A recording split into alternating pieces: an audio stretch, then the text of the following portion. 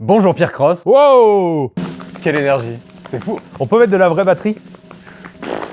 Non, de la vraie. Ok, ça marche. Pierre, ça me fait très plaisir de te recevoir sur la chaîne. Je crois que la dernière fois que j'étais sur cette chaîne, j'ai perdu lamentablement au basket, non? T'as perdu, mais t'as perdu avec honneur. C'était un beau match quand même. Rappel du score? 38. Non. On fait aujourd'hui une FAQ pour répondre à différentes questions. On va faire le point. On dirait une thérapie de couple. On va faire le point, toi et moi. Il y a des choses à se dire. Il y a quand même pas mal de trucs qui changent la maison grise. C'est pas tout le temps expliqué parce qu'on fait nos pitres. Restez évidemment jusqu'à la fin de la vidéo. Il y a une grosse annonce qu'on aura peut-être un peu teasé dans le titre. C'est grotesque ce que tu fais en fait. Tes méthodes marketing se voient beaucoup trop fort. On a demandé du coup aux abonnés sur le compte Instagram de la prod de nous poser toutes les questions qu'ils voulaient. On en a sélectionné Une seule. et on va y répondre. Première question, effectivement, elle paraît peut-être un peu basique. Pourquoi Maison Grise s'appelle Maison Grise? Tu crois que les gens n'ont plus l'info Bah, il y a tellement de nouveaux. Visuellement, ça se voit, là, on a une maison qui est grise. Je pense qu'à l'époque, c'était un peu la vibe Redbox et tout. On prenait juste la couleur et la forme de là où on était. Derrière, en plus, moi, le mot maison, je l'aime bien dans un nom. Maison Plisson.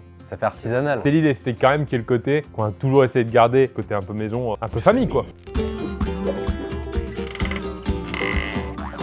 On a une deuxième question de Vito-du-bas FRN qui nous demande comment se passe la gestion Maison Grise dans le nord et Maison Grise dans le sud. Entre parenthèses, relation entre les deux. On dirait un truc un peu Game of Thrones. Oui, tu vois, il y a des oui, petits bien royaumes, sûr, mais bien sûr. quand ça se passe la gestion entre les deux, c'est plutôt cool. Alors déjà, on a une plus petite équipe dans le sud. Ils sont 7, ils ont beaucoup des fonctions entre guillemets administratives. Je les aime presque tous sauf un.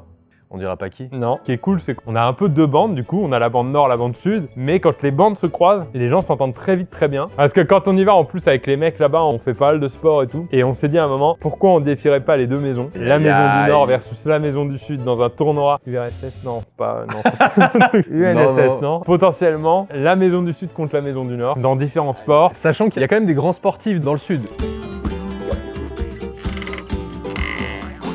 Troisième question de Oxane qui nous demande en combien de temps on peut recevoir la BD de Pierre et Ben? Je n'ai pas de patience. La fameuse BD de Pierre et Ben. Tu trembles, on dirait que t'as la pression de la prendre tellement elle est... C'est un graal en fait. À chaque fois qu'on a fait les trucs, on les a sortis direct en magasin et les gens pouvaient l'acheter direct. Là, on a fait une BD en précommande, c'est-à-dire qu'on l'a travaillé avec un co-auteur. Nous, on savait pas forcément raconter une histoire en BD. On sait faire nos vidéos, on sait faire nos vannes, tu vois, à peu près. On a travaillé avec quelqu'un qui s'appelle David, un peu relou, mais non, on l'aime bien, il le sait. Et en fait, il nous a un peu aidé à structurer les histoires pour que ce soit des histoires plutôt courtes. Elles font entre 6 et 8 pages en général. Comme ça, il y a plein d'histoires différentes. Donc, il y en a 8 dans celle-là. Il y a une version à 10 histoires. Et après, il y a une dessinatrice qui s'appelle Diane. Au moment où on est en précommande, là, elle finalise. C'est-à-dire qu'elle est en phase de coloriage, etc. Donc, elle perfectionne le truc pour que tout soit prêt en septembre-octobre et les livraisons vont commencer.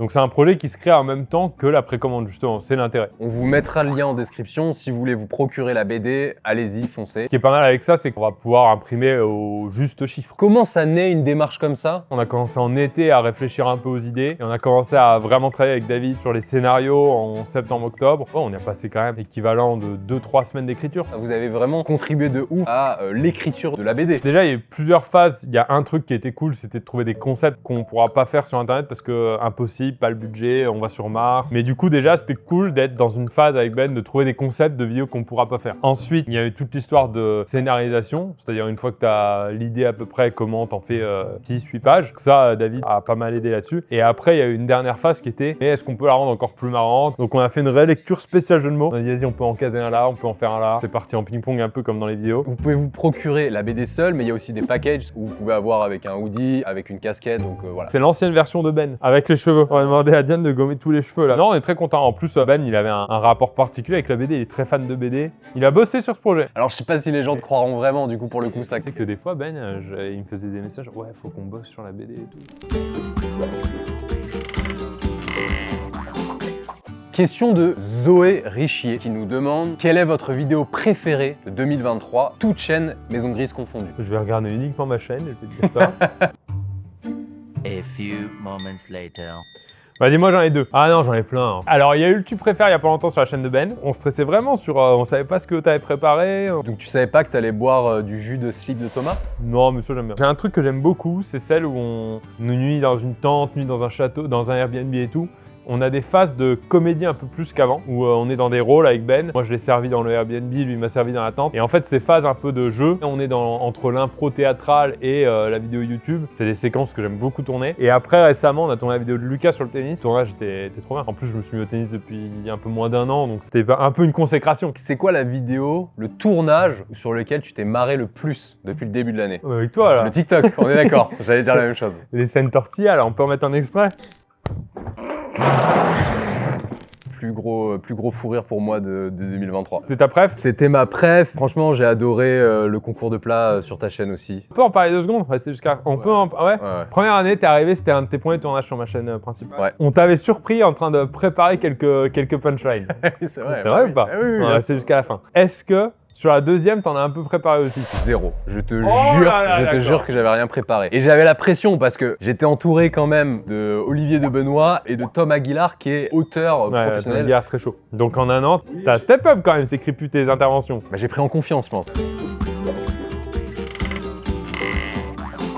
Question suivante de Gottgeil. Est-ce que Pierre est aussi fort en jeu de mots en vrai qu'en vidéo? Alors ça, je sais pas si c'est toi qui peux y répondre. Parce que toi, tu vas dire oui, certainement. Ah oui, certainement. On en fait tout le temps, tous. Mais même tous à Maison Grise. Il y en a eu un hier sur mon calendrier. C'est vrai. Il y a quelqu'un sur mon calendrier hier qui a fait un jeu de mots. J'étais entre c'est marrant, mais c'est mon calendrier quoi. Laissez-moi mon... Ça reste professionnel. C'est vrai qu'à Maison Grise, pour vous expliquer, il y a vraiment une culture un peu du bon mot. Les plus drôles, c'est les groupes WhatsApp. Mais on va pas vous mentir que c'est pas du 100%. Des fois, ça tombe à l'eau, il n'y a pas que... Bah oui, il y a des groupes avec toi aussi, bien sûr.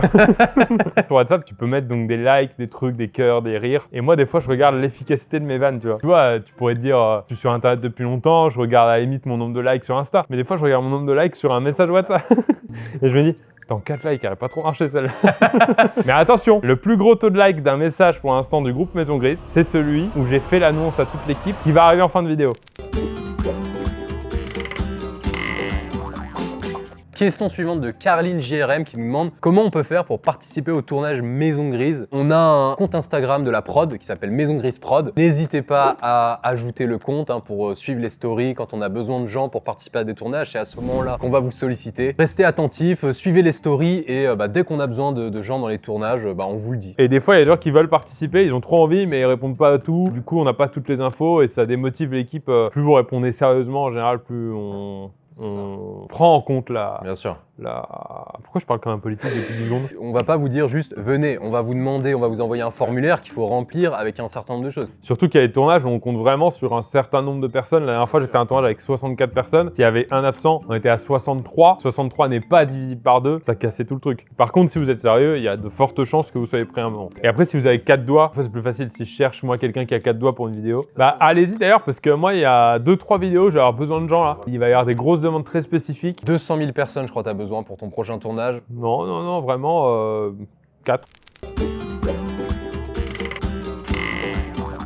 Question de Daniel CHRNS. Avez-vous un projet porté dans le très long terme, peut-être débusquer des pépites? Pas des termes de chasse débusqués. Si, c'est presque violent. On va faire une semaine de concours de nouveaux créateurs. On va faire découvrir des nouveaux créateurs. On va faire une aventure pendant une semaine à partir de demain. Et gros challenge parce que ça va être tous les jours. Le tournage est le matin. La vidéo est mise en ligne le soir. On ouvre les votes à partir de là. Et le lendemain matin, quand on tourne l'épisode 2, on a la réponse de qui est éliminé, qui est qualifié. Enfin, un truc où quand même il y a un poil de compétition pour avoir un vrai gagnant-gagnante à la fin. Et comment ça va se passer pour les votes? On va faire un site où les gens pourront monter tous les jours. On montre pas les résultats pour pas que les candidats puissent s'auto-spoiler, etc. Donc voilà Daniel, t'as la réponse. Oui, il va y avoir des projets pour débusquer des gens, en tout cas essayer de les révéler.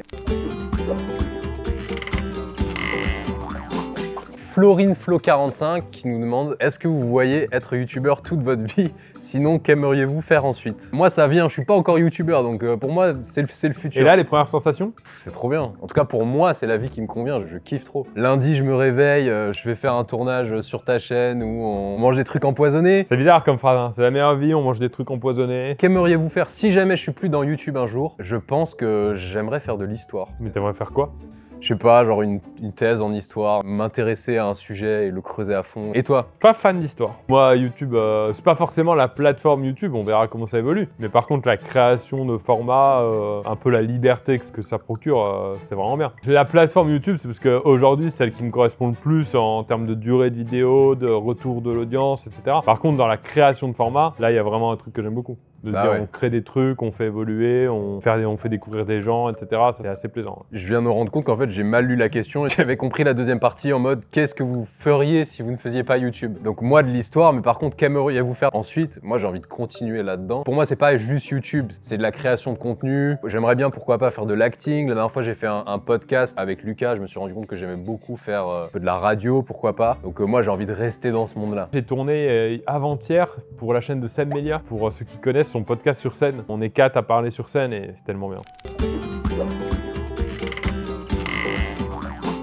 On passe à Biturige Cube, très bizarre comme nom. Coucou, Olympiade prévue avec les nouveaux membres de la deuxième maison. Le format Olympiade, je sais pas si on n'est pas allé un peu au bout. C'est pour ça que là, on se disait peut-être un tournoi des deux maisons. Ça peut être cool, ça reprend un peu le principe, mais tout le monde est tout le temps là, il n'y a pas d'éliminés. Il y a plusieurs épisodes et il y a genre un résultat final, une compétition. La vraie question, c'est est-ce que ça doit être du sport premier degré, mais est-ce qu'il faut pas qu'il y ait un peu de second degré avec des petits matchs, tu vois, comme on faisait les courses de billes à l'époque, des trucs un peu nuls. Je dis pas ça parce que je suis nul en sport, mais je pense que c'est cool s'il y a un peu des trucs comme le sport de billes. Un peu des deux, ouais. J'ai fait la dernière fois un petit live. J'ai demandé aux gens si je devais être dans la team du Sud ou la team du Nord. Là, il y a une vraie question. Surtout que les gens demandent souvent il est où Guillaume, il est où Guillaume. Bah, Guillaume, il travaille quand même beaucoup plus dans le Sud. Donc lui, il est team Sud. Maintenant, est-ce que je le rejoins dans cette team? Par contre, le Nord me voit comme un traître. Oui.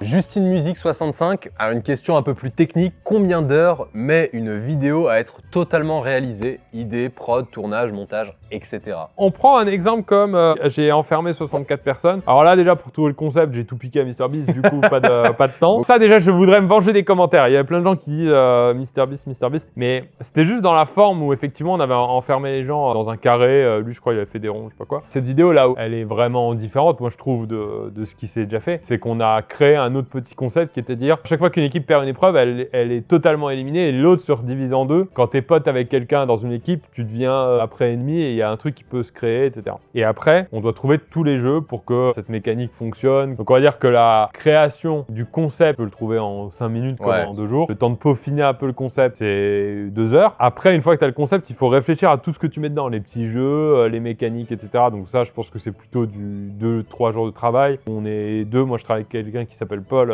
qui a un pote à l'ancienne. Après, la prod doit réaliser tout ça, trouver tout le matos, la logistique, etc. Donc autour d'une trentaine d'heures. Après le tournage, une journée. Et après le montage, en général, c'est sur une vidéo comme ça, entre 5 et 8 jours, je pense. Les gens qui sont pas dans ce milieu-là, et moi y compris quand j'étais pas à Maison Grise, on se rend pas du tout compte de la quantité de travail et du nombre de personnes des fois qui sont impliquées sur un projet, surtout sur ta chaîne, parce que c'est la chaîne où il y a les plus gros projets de Maison Grise. Ouais. Ça peut être très conséquent, et des fois, à l'inverse, quand c'est des concepts un peu plus, comme par exemple on fait sur la chaîne de la maison, ça réclame un petit peu moins de temps. Ça qui est cool, c'est que moi effectivement, quand j'ai commencé vraiment en 2016 à faire des vidéos, je faisais tout seul et c'était le matin, je commençais à tourner pour la sortir le lendemain matin. Et là maintenant, on arrive vraiment à des développements qui sont... Et c'est pour ça que je me lasse pas du métier. C'est trop intéressant du début à la fin, jusqu'au montage, où là tu te dis, je peux vraiment changer la perception d'une vidéo. Par exemple, la vidéo l'an dernier de Tu résistes, tu gagnes, c'est Quentin qui a monté. Si c'était un autre monteur, l'histoire aurait été racontée totalement différemment. Il a raconté des trucs grâce au montage. Et je trouve ça cool qu'il y ait plein de, entre guillemets, artistes dans différents domaines qui mettent leurs pattes à un projet. On a aussi un ingé son qui donne une nouvelle vision de la vidéo. Pareil, on a un graphiste qui va bosser sur les miniatures, sur tout ce qu'il y a. Donc, tu vois, chacun va apporter sa vision au truc, alors qu'avant c'était une seule vision. Mais par contre, c'est bien aussi de faire des vidéos à l'ancienne où on est plus dans le brut, etc. Comme on fait sur la maison ou moi des fois sur la chaîne bonus. Je pense que les gens aiment bien avoir un équilibre et pas avoir que des trucs super produits tout le temps.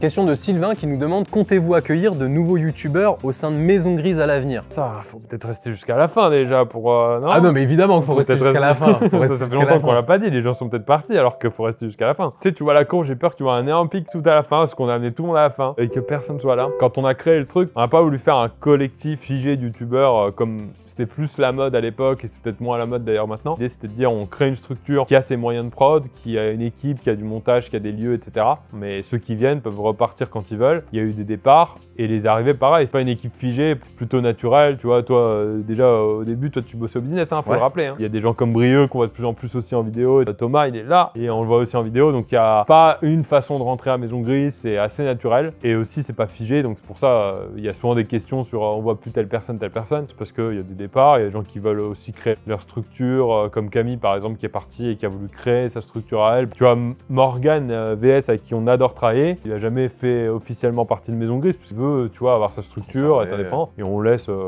le monde faire un peu comme il veut. Donc oui, il y aura certainement des nouveaux, il y aura des départs, il y aura... Tant que les gens sont là jusqu'à la fin de la vidéo, moi ça me va. Héloïse Defay qui nous demande projet de développement de jeux de société. Oh, est-ce que vous choisissez pas les questions pour annoncer vos trucs petit à petit vous? Non mais on dirait que les questions elles ont été choisies en amont certaines. Le buzz, faites-en un truc, non? Évidemment le buzz, vous l'avez vu, vous pouvez aller voir sur la chaîne, on a créé notre jeu de société. Le buzz, le but c'est d'être le premier à atteindre 1 million d'abonnés avec des cartes où il faut créer des concepts. C'est une idée originale à la base de Brieux. On a brainstormé avec les gars, donc il y avait Brieux, il y avait Thomas, il y avait Dylan, il y avait PA et il y avait moi-même. Brieux il a lancé cette idée de pourquoi pas de créer des concepts. Et en fait, on a construit le concept derrière en 1 heure. Comme vous savez pas si vous allez le sortir ou pas, faites un truc de précommande. Je vais te dire un truc, mes parents ont vu la vidéo, ils ont dit c'est un très bon jeu de société. J'ai le sentiment en ayant joué que tout le monde pourrait se marrer même sans connaître trop YouTube. Suivez-nous sur les réseaux, il va y avoir des choses qui vont se passer avec ce jeu d'ici la fin de l'année. Je pense qu'on va essayer de faire le maximum pour que ça sorte. On a une question de Loïc René qui nous demande comment va Guillaume. Ça fait longtemps qu'on ne le voit pas sur les vidéos, le frérot. Frérot, c'est toi qui as ajouté. C'est moi qui l'ai ajouté. Il vient souvent ici, mais il est quand même beaucoup plus dans le sud en ce moment. C'est lui qui gère un peu l'équipe là-bas. Il se porte comme un Loir. Il est dans son élément, il fait de la natation. Il aime beaucoup être dans les vidéos, mais c'est pas son rêve de carrière à lui d'être reconnu dans la rue, etc. Donc il est content d'être un peu moins sur les vidéos. Par contre, il est toujours dans le bateau. Il a toujours sa chaîne YouTube à 150 000 abonnés sans vidéo, je le rappelle. Question de Gabriel DMR qui nous demande « Est-ce difficile de passer de l'esprit divertissement au côté sérieux du travail entre vous ?» Ouais, bonne question ça. Très très bonne question. J'ai l'impression que c'est quelqu'un d'anonyme de l'équipe qui la pose. C'est un peu difficile parce que des fois, moi typiquement j'ai un peu ce double rôle. Mais il y a aussi des rôles dans Maison Grise qui sont plus dédiés au sérieux. C'est une petite gymnastique au début parce qu'il y a passer du mode vidéo à revenir à un mode de travail sérieux, des fois c'est l'inverse. T'es en train de faire une tâche un peu sérieuse, etc. et boum, tu vas tourner. Ça va. Ça. Quand on dit arrête de travailler, va faire des blagues, ça va. Mais là où je trouve que c'est plutôt facile, c'est qu'on a une équipe qui est vraiment... C'est une équipe. Il n'y a pas l'autorité et les mecs qui veulent pas bosser. Je trouve que tout le monde est un peu dans l'aventure, que tout le monde a envie de faire bien son boulot. Donc on peut faire une remarque et après faire une vanne. On fait les choses sérieusement, mais on se prend pas au sérieux. Voilà, franchement, si vous restez jusqu'à la fin avec ça... Sneaker BDX qui nous demande si Benjamin a diminué son temps de travail, passant d'un 10 heures à un 5 heures par semaine. Donc voilà, il se prend un petit taquet au passage. Benjamin, on a toujours vanné sur son temps de travail, mais Benjamin, ça a toujours été le mec le plus sérieux possible sur les horaires, il a toujours été à l'heure, il a jamais rechigné à la tâche. C'est juste que Ben, il a pas forcément le côté si j'ai rien à faire là, je vais venir au travail. Ce que Lucas a par exemple. Oui, Lucas c'est il l'inverse. peut ne pas avoir de tâches Maison Grise à faire, bah il vient, il aime bien être là quoi. Lucas, il fait ses horaires de bureau. Par contre, Ben, il bosse très bien à sa manière. Là, il est parti beaucoup en Italie, donc il est allé voir un peu de famille, etc. Forcément, sa chaîne diminue un peu en upload, mais on a ses dates de retour et t'inquiète qu'il a déjà un planning de tournage un peu serré. Je pense que tu vas pas me contredire, Pierre, que quand vous êtes en vacances, vous êtes jamais vraiment en vacances aussi. Si. Dans le sens où vous avez quand même des sollicitations, des fois du pôle commercial, des fois de la tech, il y a des relectures de vidéos qui vont sortir, etc. Ça, c'est vraiment le travail, on va dire, tâche. Mais en dehors de ça, à la base, quand t'es un peu créateur dans ta tête, quand j'ai plus de 2-3 jours de repos, ça repart en idée de vidéo. Même je me rappelle quand j'ai commencé la scène, je partais en vacances, j'en profitais pour écrire des trucs justement sur le coin où j'allais, etc., etc. J'ai toujours aimé ça et j'aimerais toujours ça. Je le vois pas non plus comme un taf, tu vois. Parce que c'est une passion, pas contraignant, c'est pas chiant, c'est naturel. Question suivante d'Arthur. Si la maison était bleue, ça aurait été maison bleue? On n'aurait pas pris cette maison parce qu'elle aurait été pas très belle, mais... La réponse c'est oui, Arthur. Elena qui nous demande « Je ne sais pas où j'habiterai en novembre, comment faire pour la précommande de la BD ?» Peut-être donne l'adresse, je sais pas, par exemple, de quelqu'un de ta famille qui est sûr de pas déménager en novembre. Sinon, il y a des points relais. Je ne sais pas où j'habiterai en novembre. Forcément, si t'hésites entre Paris et Marseille, oui, c'est vrai que tu vas peut-être pas prendre un point relais à Paris si t'es à Marseille et tout, mais bon, Il y a bien quelqu'un qui a une adresse fixe jusqu'en novembre. fais-toi confiance, ça va le faire.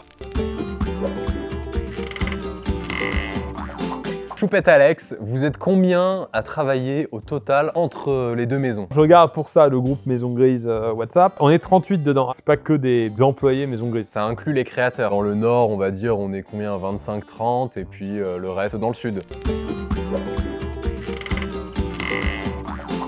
Mathieu Bélier, et je crois que c'est la dernière question. Comme par hasard. Comme par hasard. Comme par hasard. À la Là. fin. Bah, Sachant bravo que le là, watch on est, time. on est avec les gens qui sont restés jusqu'au bout là. Là, c'est les vrais. C'est pas les vrais. C'est ceux qui ont sauté toute la vidéo et qui sont juste au bout. Ils ont rien suivi. C'est genre la deuxième minute de la vidéo pour eux. Ceux qui ont sauté tout pour arriver à la fin, c'est bien, vous êtes restés jusqu'au bout. Mais du coup, vous revenez en arrière et regardez Ah, les il y a eu autres plein questions. d'annonces. Il y a eu plein d'annonces cool.